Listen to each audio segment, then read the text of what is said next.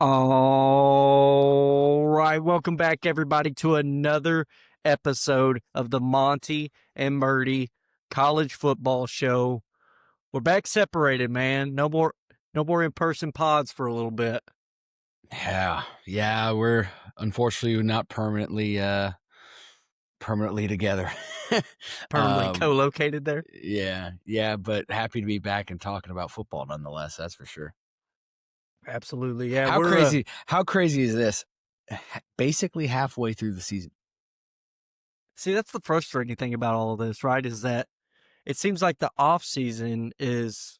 I mean, I the understand it's The like off it's like season's three times. this. It's like three times longer. I get that. The off season's the same length every year, and then each football season just goes by faster and faster.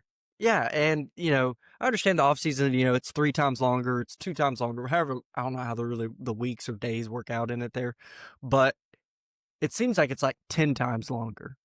It's just like each day is just slower in the off season. Whereas you fly through the week, and the next thing you know, it's the next Saturday, and now we're talking about who's in the college football playoff. When I feel like we were just kicking off previewing week 0, like 6 days ago. And I'm still sitting here like we were like 3-4 weeks ago, being like with all these teams because how crazy this year's been.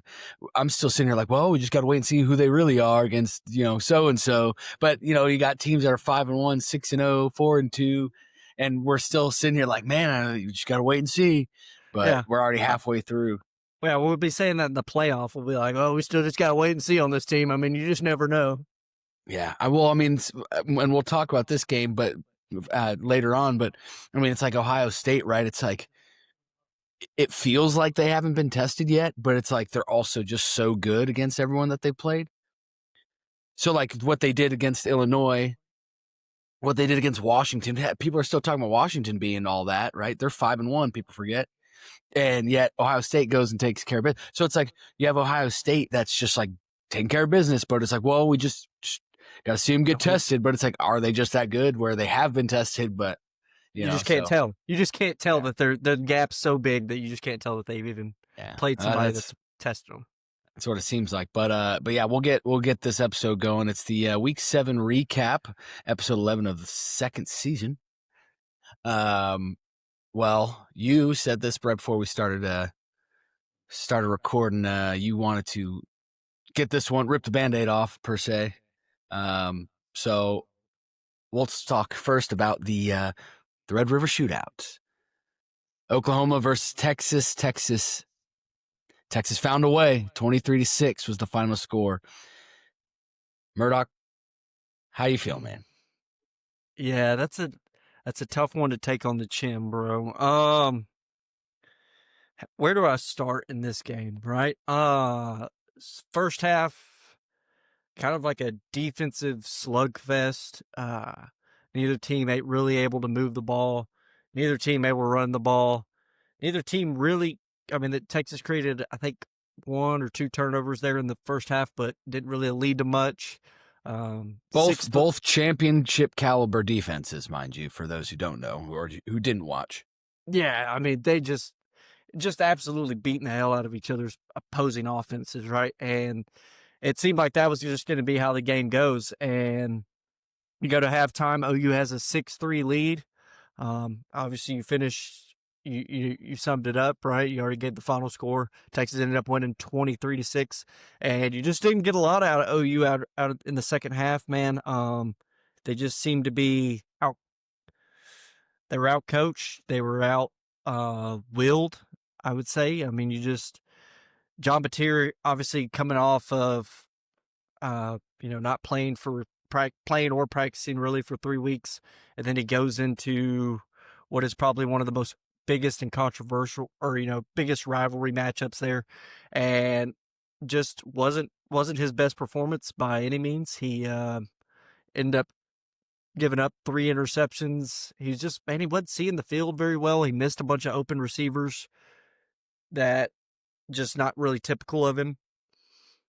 No, it doesn't help that OU has showed through this game that the issue that they've shown kind of throughout the years, they were just ineffective running the football. Outside of John Mateer. Well, even in this game with John Mateer, I mean, it wasn't. I'm saying the whole year, Oh yeah. the whole question was, can they get a run game going outside of Mateer? Because that's, Oh yeah. I mean, I believe, you can correct me if I'm wrong, but I believe he's been the leading rusher in basically, if not all, every single game. Yeah, almost all the ones he's played in, especially the early ones where they're like, well, they're Right, moving the right. ball and he's able, but John Mateer's running for 100 yards, and you know, this one he still carried the ball 14 times. Now, granted, not all of those are like designed quarterback runs. It's scrambles where he gets 1 yard or Yeah. 2 yards, something like that. So there's a lot of that going on there too that kind of skews like the carry numbers. But I mean, OU ran the ball for 48 yards in this game. 48 yards. We didn't even get 50, dude. that's running the ball 30 times, right? 30 carries, 48 yards. Now So you win your shout out, football games. credit to that Texas defense, dude. I mean, they came to play. They took the loss to Florida really personal, and they were able to come out kind of with a little bit of vengeance on them here, and were able to kind of shut down that OU running game that already wasn't good. As far as passing, I mean, I know everybody wants to makes this out to the big matchup going into it was the John Mateer, Arch Manning, that kind of quarterback duel. Um, like I said, and it wasn't like Texas just demolished the OU defense in the second half, right? There was a punt return for a touchdown that Texas got where we don't talk about the refs, right? Probably a couple blocks in the back were missed on that punt return. I don't know if you watched it. I mean, but dude's getting straight up tackled in the back. But needless to say, that happened. Arch did lead them down on a good drive coming out of half. He played well. Didn't lose them the football game, but I mean, he wasn't just out there wheeling and dealing.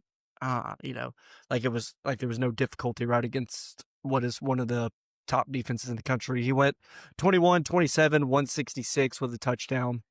But definitely didn't play on losing football. I think the real bright spot of this game was Wisner. He was able to run the ball for 94 yards on 22 carries. It was kind of able that workhorse back where Texas was able to kind of effectively run the football, especially there in that third quarter. It was where Texas had most of their success, and you could tell they they probably dialed back the offense a little bit in the fourth quarter and were just kind of playing, hey, just don't lose the game, because they could kind of tell that OU was not going to be able to progress the ball or score as many points on offensive side of the ball, just because they were just ineffective moving it, and John Mateer wasn't seeing the field, so he wasn't able to play kind of savior for him, so he wasn't able to bail him out. And yeah, just overall good win for Texas. Definitely keeps their season alive. Not one what we saw coming from OU, especially after what we saw of Texas the week before, but not something that really puts the nail in the coffin for OU either. They need to bounce back, and we'll see kind of how they do, and we'll, this next week here against South Carolina. Yeah, and I don't think much changes for OU moving forward, really. I mean, because at the end of the day, Texas is still a Sarkisian-led football team, right? And that was one of my concerns that I talked about last week going into this game, was that you had a Sark-led football team. You had Sark with his back against the wall, and like you said, that Venables and co, they got out coached. And that was my concern, was that when you have Sark, 3-2 going into Red River, back against the wall, he was gonna draw something up. But yeah, I mean, they did, with that, they didn't do anything crazy on the offensive side. It was the defense that dominated. And like you said, in the first half, both defenses dominated, right? It was just who could find the end zone first, basically. And my thing after watching it, I had to obviously go back and watch the game, but Mateer, like I said, didn't look like himself. Question is, did he come back too soon?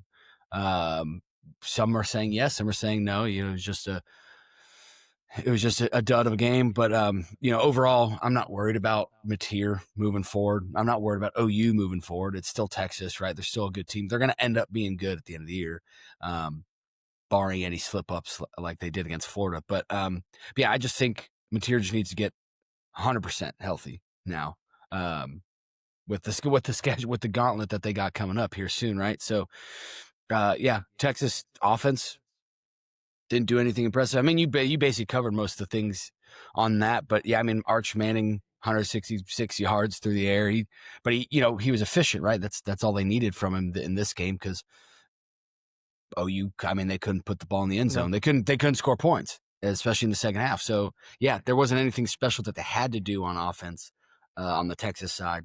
And I mean, hats off to Texas defense. They got it done for them in a very high value game, if you will. So 23-6. The Sooners will have this one circled on the calendar, I'd imagine.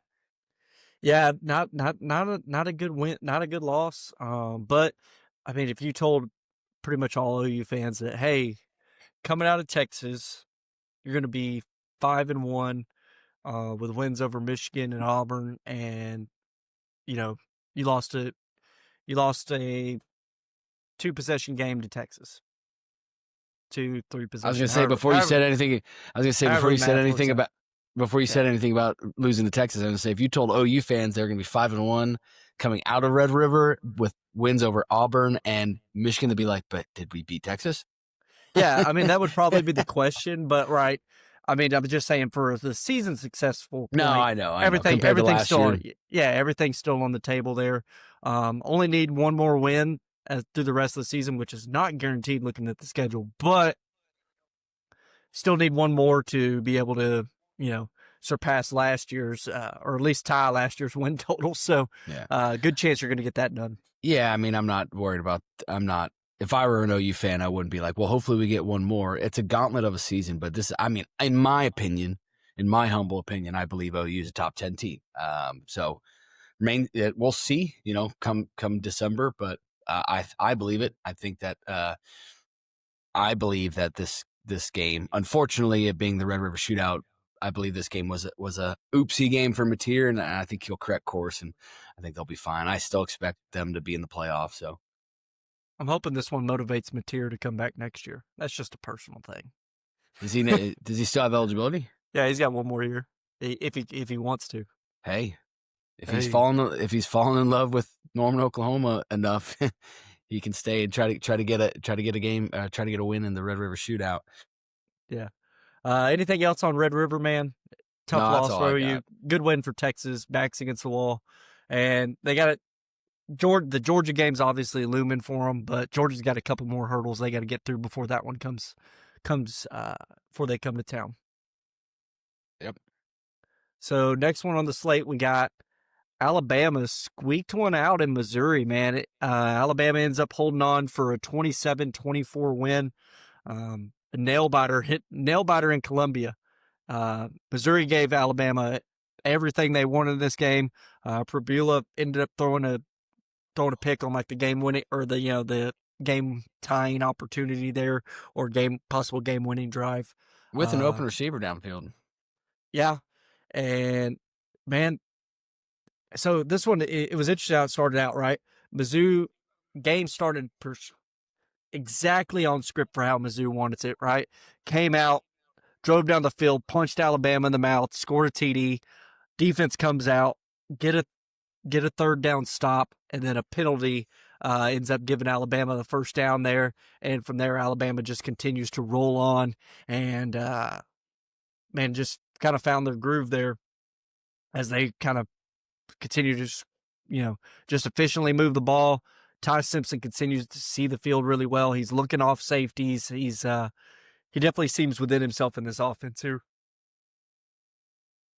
Yeah, I mean, like you said, the game started how Mizzou wanted it to, but the problem was, and I said the story of this game was the Bama run defense.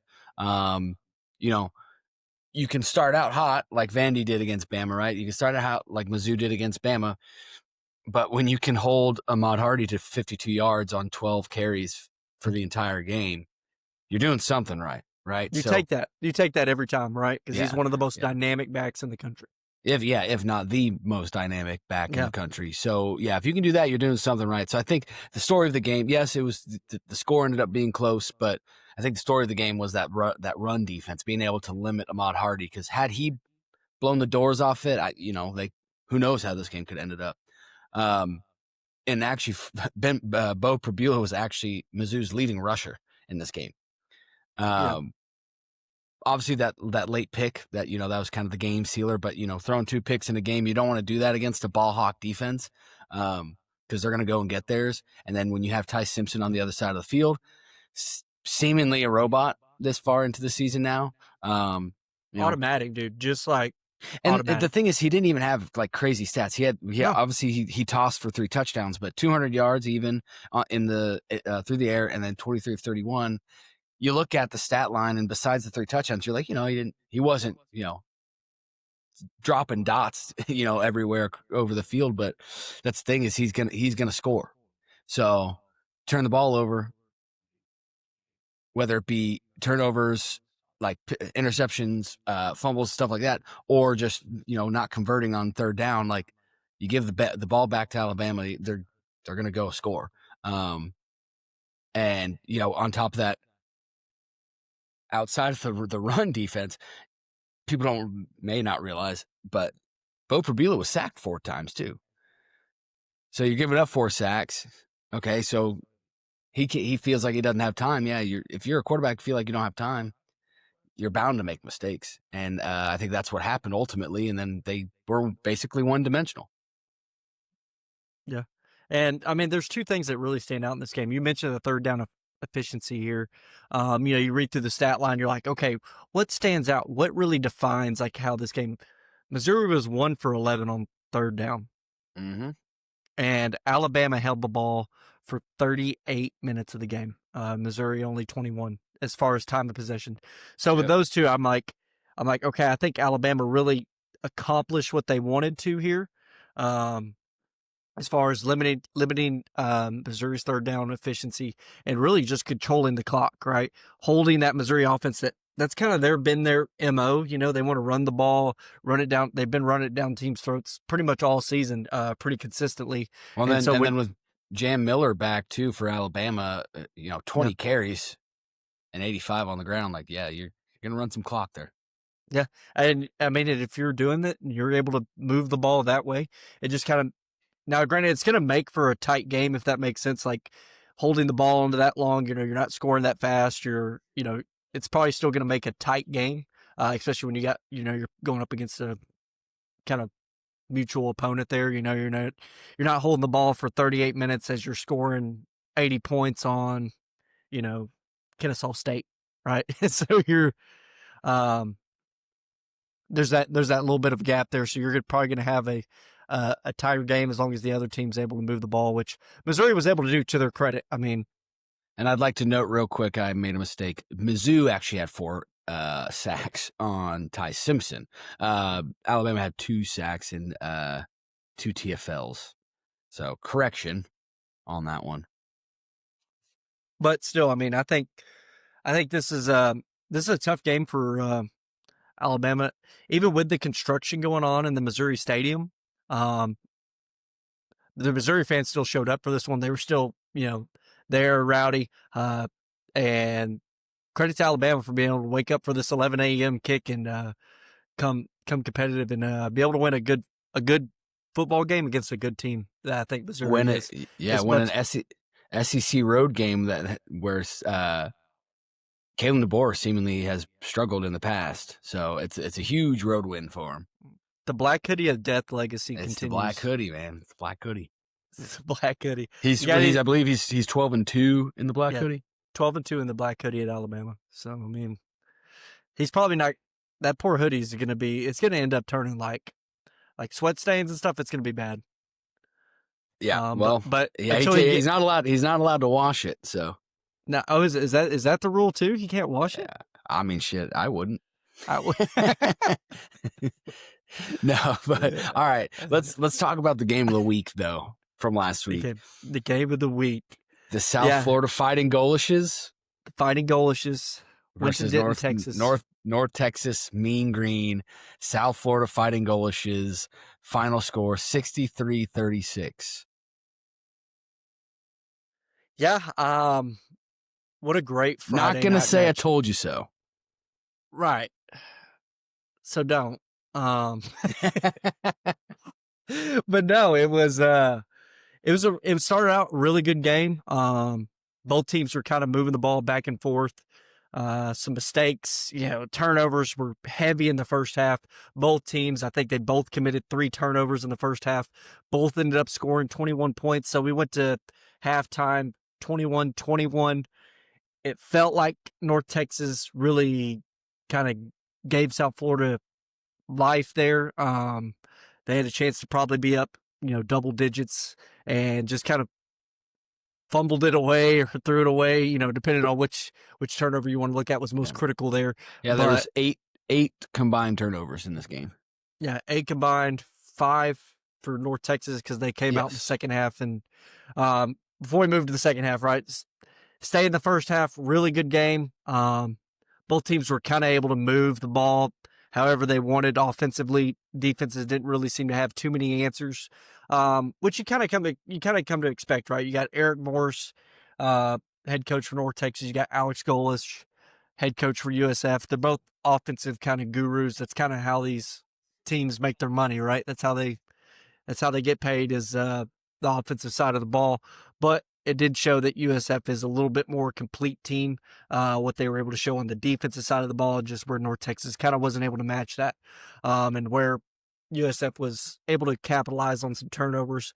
Because, that's one thing, right? You can fumble the ball, you can throw a interception-worthy pass, but you got to give credit to the defense that's able to capitalize and be able to execute that play, be able to catch the ball, be able to make the fumble, right? Because we see, every week in college football where cornerbacks are hit directly in the chest, or safeties are hit directly in the chest and they drop the ball. So credit to the defense whenever they're kind of able to make those plays and convert those interception worthy passes into actual interceptions.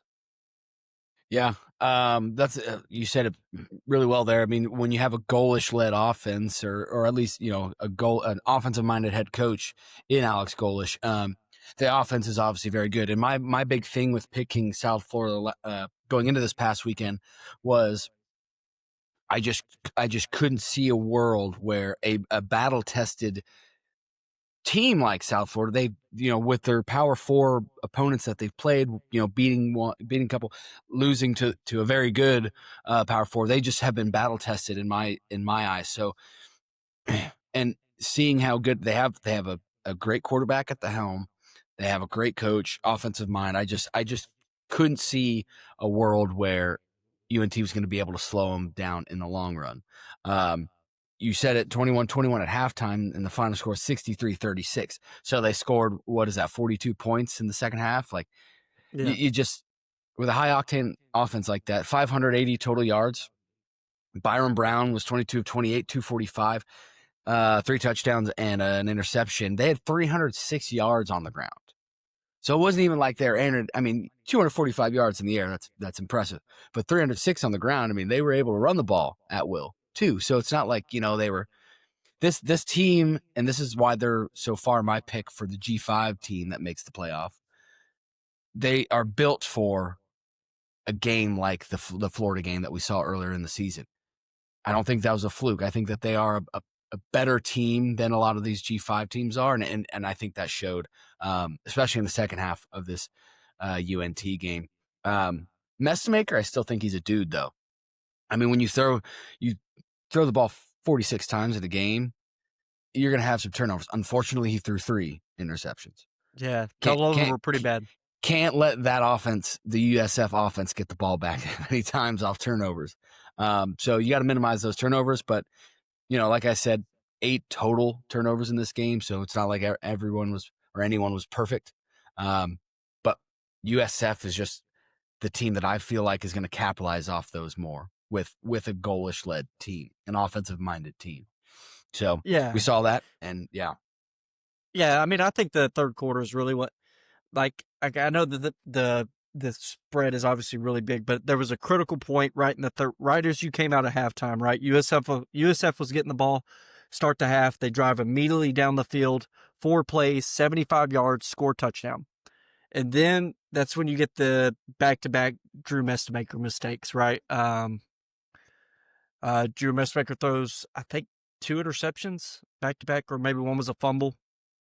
I can't remember off the top of my head, but USF ends up going 2 plays, 15 yards, touchdown. Can't give him short field. Another turnover, and USF goes 4 plays, 9 yards, touchdown. And now you're looking at it. You're 4 minutes into the third quarter. You came out of halftime of 21 game, and now it's 42-21. And from there is kind of a little bit of a back and forth. USF scored one more touchdown, but they just coming out of halftime, man, just kind of burn every chance you had in this game. And once you give USF that lead with that offense, you're just not going to be able to, when you're playing in a shootout, if they get that big, you're just never going to be able to make up that ground with the way UNT's defense was playing. Yeah. I think, like I said, I think that's the hottest G5 team right now. They do play Memphis here soon. Memphis and Navy. Yeah, Navy's still undefeated, I believe. They did. They were I think it's Horvat is their quarterback. He ran they were like, doing their freaking triple option deal, right? And it's like a fourth quarter drive. And Gotta love the veer. Gotta love the veer, baby. Dude, did the little, it's like 40 seconds left in the game from like the 55-yard line, and does a little QB freaking, I don't even know what you call it. It's like QB kind of inside zone where he goes around the center into like the A gap or the B gap there. And, dude, he takes it freaking 55 yards to the house. So it's like 40 seconds left in the game against Temple to end up winning there. That'll do it. Yeah. Memphis and USF play in week 9, so in 2 weeks. It will probably be a ranked G5 matchup. Ranked G5. In Memphis. So, game day question mark? We'll see. I don't know, man. Game day's been looking a little biased this year. Game day's pretty consistent this year. Yeah, pretty consistent with who they're showing up for. I would hope that they do something like they normally do, like that. Every now and then they'll do the App State JMU or a Montana State. I'm hoping, if they don't want to go like FCS, man. USF versus Memphis. Come on. I was about to say, didn't they do a NDSU versus SDSU one year? I believe so. I'm sure they did, but yeah. Memphis, USF at Memphis, week 9. Right now it would be number 19 at number 22. That'd be huge. Let's go ahead and roll on. Not much to say about the next one, Rand. It's Ohio. We got to talk about it. It's a ranked matchup, or AP. So ranked, even though it was better this week. It wasn't perfect, but it's starting to mold into form. It's still not perfect. It is the AP after all, but it's starting to mold into form. Yeah. So number 1 Ohio State takes down number 17 Illinois, 34-16, and man, for me, this is kind of what I expected in this game. I think you got a little bit more. There was a little hope coming out of Illinois after getting the upset against USC, but I think this just kind of more highlights that this is kind of more the Illinois team that we saw against Indiana. Now, obviously, they didn't get blown out like the way Indiana did, right? But Ohio State's, I think there's just those tiers, right? You got a good team and you got a great team. And Ohio State just continues to just go in every week, take care of business.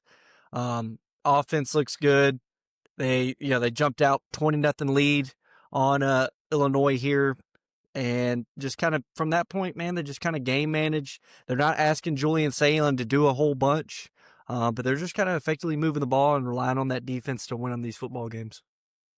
Yeah. And by the way, people, we don't share notes prior to this episode, but you're basically saying exactly what I had. Just about, Julian saying, not really been tested this year because he doesn't have to be. So it's by design for Ryan Day. He's getting Julian Sain's feet wet. He's getting Julian Sain's feet wet in an entire season, and they're going to go 12-0. And he's getting his feet wet, and you're like, yeah, we don't got. Think about how good of a team you must be if you're like, hey, we're going into a top 20 matchup this week, but hey, Bubba, we don't need you to do much, man. Just go throw for 166, and we'll win by 2 scores. 19 of 27, 166, 2 touchdowns, no interceptions. By the way, didn't get touched. 0 sacks against Ohio State. Why? Well, because he's got all the weapons around him. But what people forget about is that, yes, Ohio State, they don't forget about this part. Ohio State has always been a very good offensive team. But what people forget about is that they have the best defense in the country. So they don't like so Ryan Day doesn't need Julian Sand to go out there and be a hero. They're winning top 20 matchups handily. And they're just like, yeah, just go out there, throw 19 27. You don't got to throw for 200. Just throw a couple touchdowns. One to Jeremiah Smith, the best player in the country, and then maybe one to Bo Jackson. And, everything will be fine. We'll still score 34 points. And it's like, this team, of all teams, is going to go back to back, most likely. I'm not necessarily making my pick, although I probably would end up picking Ohio State to win it all. But man, I mean, it's just like they're just cruising to 12-0. It's like it's on cruise control. Yeah.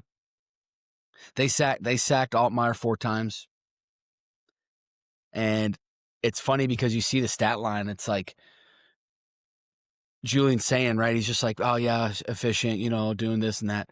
And then you get on the flip side, it's like Illinois is giving Ohio State everything they got. Luke Altmaier, 30 of 44, 248. It's like, they got to play that game because they can't run the ball against them.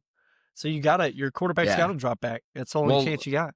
Luke Altmaier's rushing stat line is 6 carries, negative 20 yards because of all the sacks. So it's Ohio State's season to lose at this point. But yeah, and again, another impressive win on the road again.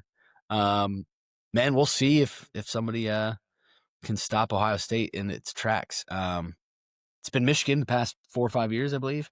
So we'll see if that's the case, but you never know. But yeah, overall, Ohio State, great win on the road again. Back-to-back road wins for them. When's their first real battle? Man, it was supposed to be Penn State. No, I mean, dude, they're gonna cruise to Michigan. I mean, they got Wisconsin. Yeah, they look terrible. Penn State. I'm looking at it right just now. Just got their coach fired. Purdue. UCLA. I mean, they're different. Giant killer. They are different. They're 2-0. They're 2-0. Since their coach got fired, they're different. And then Rutgers, and then they got Michigan. Gonna be tough for anybody to bump, Ohio State off that. But then you get into the question, once you get into the playoff, man, you gotta. Are some of these SC teams going to benefit from the schedules they've had to play, where Ohio State maybe has to? Obviously, they'll probably get the bye, unless they just absolutely falter at the end of the season, right? Assuming they win out till the playoff games, they're going to get the bye, but they might get one of these battle-hardened SEC teams that's played 6, 7, actual top 25 teams. Yeah, but my thing is, it's like going back to what I originally said. Ryan Day's given Julian Sain a whole season, 12-game season, a full 12-game, probably 13-game season. We'll say 12-game, to get his feet wet, to get his his juices flowing, to get the college football experience. He's going to go into the postseason with a full slate, just like back there, just and he's barely turning the ball over. So I think Julian Sain at least will peak at the right time going into that postseason. I mean, we'll see, but I'm not holding my breath. Yeah, no, I hear you there. Do you want to roll on to the last game here that we got for the recap? We got Indiana at Oregon, Michigan at USC. Oh, I missed them. I missed it in my notes. All right, it's all right. That's all right. We can cap if you want to cut this out of the episode, but we can just end it with Indiana at Oregon. That's fine. No, we'll still roll on. Let's go. We can hit Michigan USC as well. Right, so fine. Indiana Oregon real quick. Man, this was a fantastic game. It was obviously kind of surprise here. I know we both picked Oregon going into this one. Thought it was going to be tough for Kurt Signay to keep the magic going, but Google him. The dude wins football games, and he continues to win football games. Just got himself a freaking raise, News just dropped today. Just got Yeah. himself like a 8-year extension. He'll be making around 11. It'll be a little bit more than $11 million a year, which puts him in the top 5 highest paid college football coaches at Indiana basketball school. So they're a football school now. Yeah, and that's what I wanted them to do. I wanted Indiana to prove me wrong. It was like, why would I pick against Oregon? Now with Indiana being number 3 team in the country, they're battle tested. They went on the road against Oregon, who's been a powerhouse the past 10, 15 years. Indiana's, hey, you're on the stage now.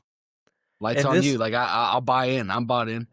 I'm bought in, dude. Yeah, I mean, if you, I guess, just incredible. Like I don't think this Oregon team's bad. I think just Indiana. No, I think they're actually really good. Yeah, I think Indiana is just that good, to where they're able to go in and get a freaking 10-point win over number 3 Oregon in their own house in Eugene. Yeah, and here's the thing too. Here's the interesting part. Indiana's virtually got the same remaining schedule as Ohio State. They play Michigan State at home, UCLA at home. They go to Maryland. They go to Penn State. They have Wisconsin at home, and then they go to Purdue. And seemingly, what it's show me that. It seems like they're that good. It's like, man, if Miami slips up at any point this year, which I don't think they will either, and Ohio State this could be the number 1 team in the country.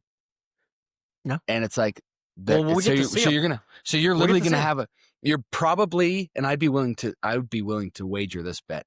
You're probably going to have an undefeated Ohio State against an undefeated Indiana in the Big Ten championship. Yeah, most likely. I'd be willing to place that bet. I'm not a betting man, so I won't. But that's the kind of that's the kind of games that feeds families there. The Big Ten championship. Well, and then that's the game where I guess that's the game that we've been waiting on all season to find out if these guys are really all that or not. Yeah, we're gonna. They finally played somebody. Yeah.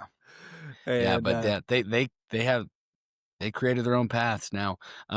No, but yeah, this game, I mean, Indiana was able to limit Dante Moore. I think it was that front 7. They made him look mortal. Indiana had 6 sacks on Dante Moore. He had 186 yards, a touchdown, 2 interceptions. So it was a great defensive game on Indiana's side. And that's been kind of the moral of the story for Indiana, I think, this year and also last year. But yeah, I mean, I noted Indiana's a natty contender, national championship contender. I think that showed it. There's no other way to describe Indiana. I mean, just they. What surprises me is like, you see some of the times these teams, they kind of come out of nowhere and they're offensive juggernauts. It's impressive to me how good Indiana is on the defensive side of the ball, considering they haven't had like, the recruiting background where they develop these players. And this is year 2 under Cignetti. That's what I'm saying, right? And this look crazy. Indiana football has not been a huge powerhouse, right? No, so it's basketball like school. These guys weren't here when Cignetti got here. So it's just what he's been able to do, especially on that side of the ball, is really what stands out to me. What they were able to do as far as limiting the Oregon rushing attack, limiting Dante Moore, who just went it. I mean, it's like Dante Moore's on test. Well, I mean, how good is Penn State? I don't know, but they did just go win that game, which at the time was a great win. So I'm not really one who likes to really discredit wins, kind of after the fact. At the time, we all said that Penn State win for Oregon was huge. And that's why Oregon jumped up to the number 3 team in the country, is because of how, how good we thought that win was over Penn State. And just Indiana to be able to go in on the defensive side of the ball, it's really where I think they're better than they were last year. And I think they're better on the offensive side of the ball, and especially at the quarterback position with Fernando Mendoza, who continues to have a quote unquote Heisman campaign. So we'll see there, man. It's been really fun to watch, and I don't really see, like you said, anybody tripping up Indiana. Yeah, I mean, and of course, I still believe, Penn State roster talent wise, it's like they're still obviously a very good team. A couple things didn't go their way. Obviously, it just seems like something was off, right? but it's still going to be a test. Obviously, you still got to play a 60-minute football game into Happy Valley. But it just based on what we've seen, right?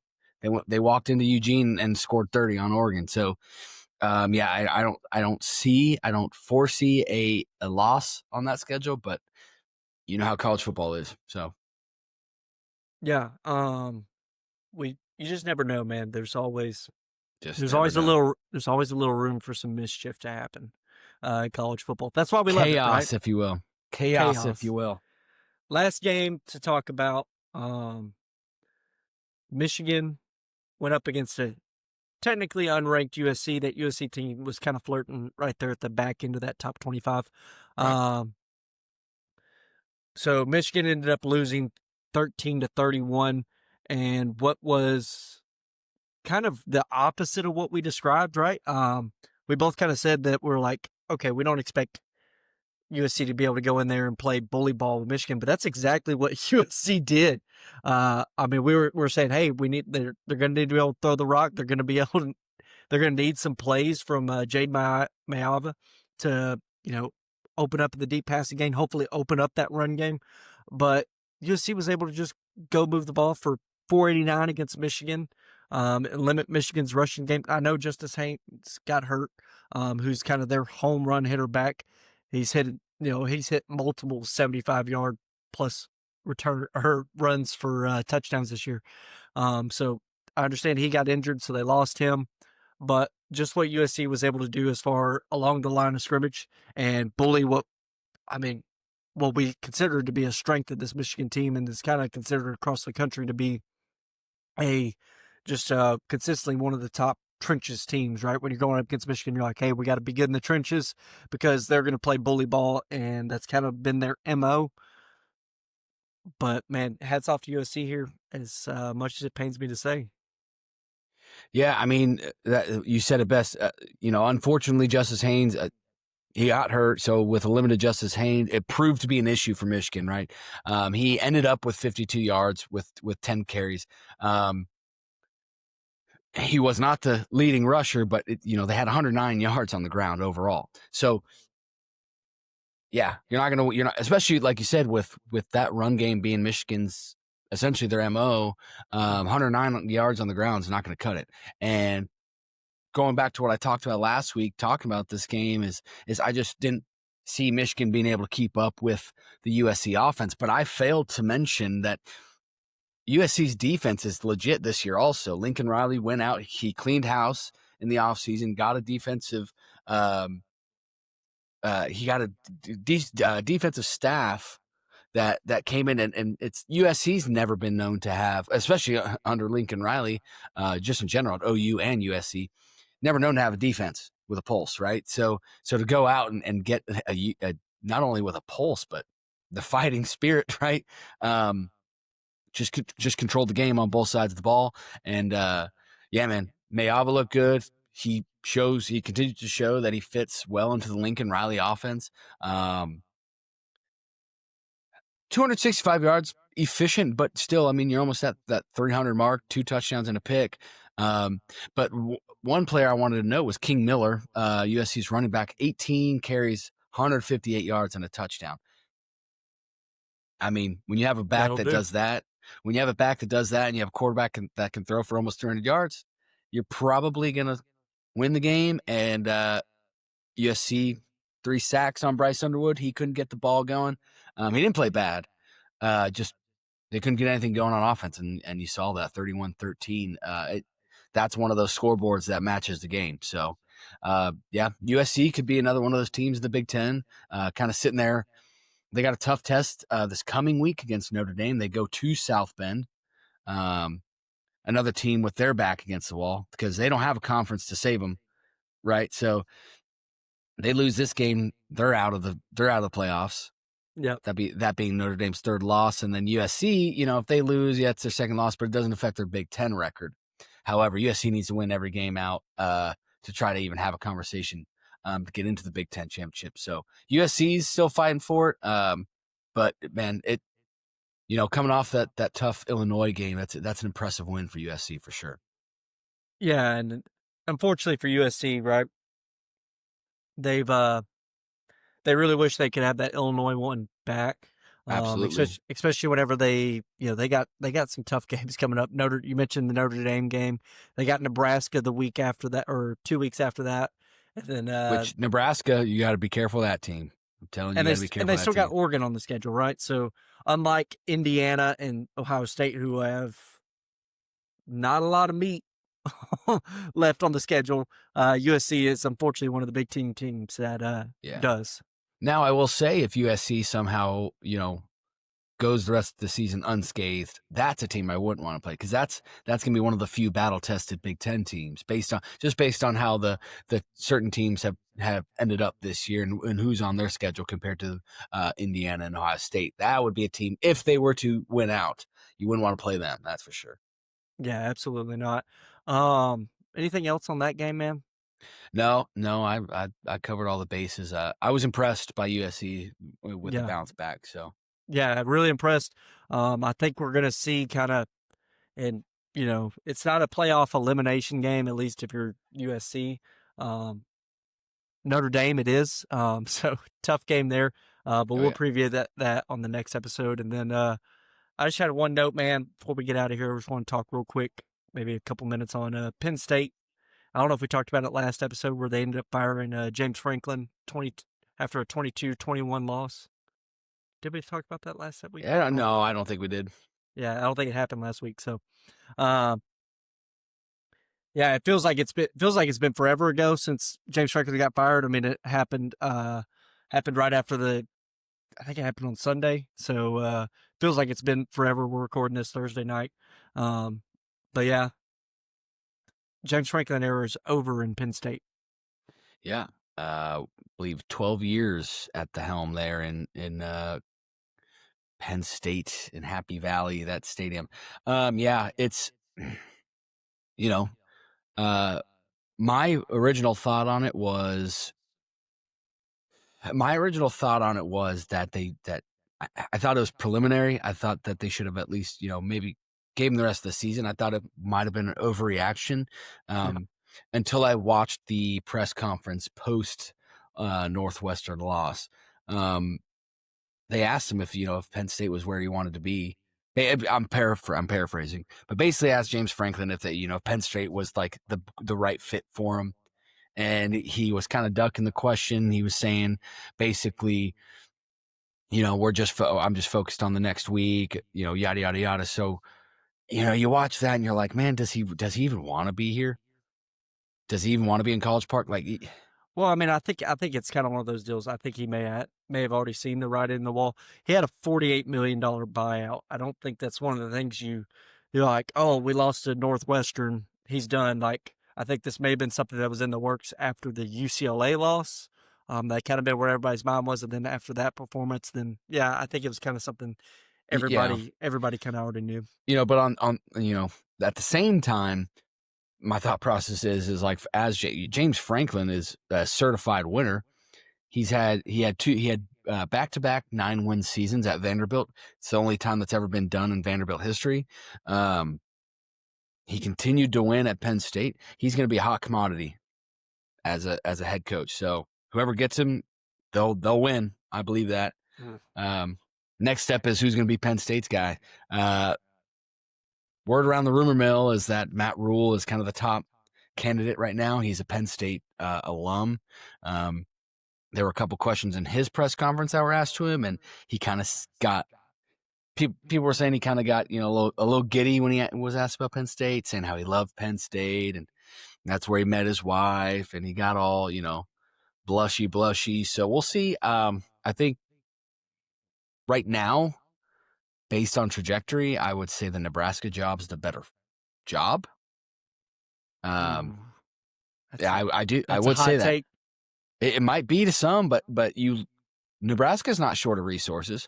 They got one of the best fan bases in the country.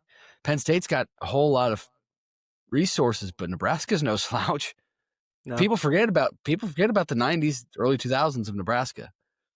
So I'm saying, based on trajectory and where Matt Rule is currently in his career at Nebraska, you got Penn State, who's 3-3 with no head coach, and you got Nebraska, who's 5-1. trying to get their respect in the Big Ten right now. And Yeah. in year 3 of Matt Rule, the magical year 3, and they got the NIL resources. They got everything they need there at Nebraska. So, I mean, we'll see. Time will tell. We'll But see. another name I heard was Matt Campbell at Iowa State.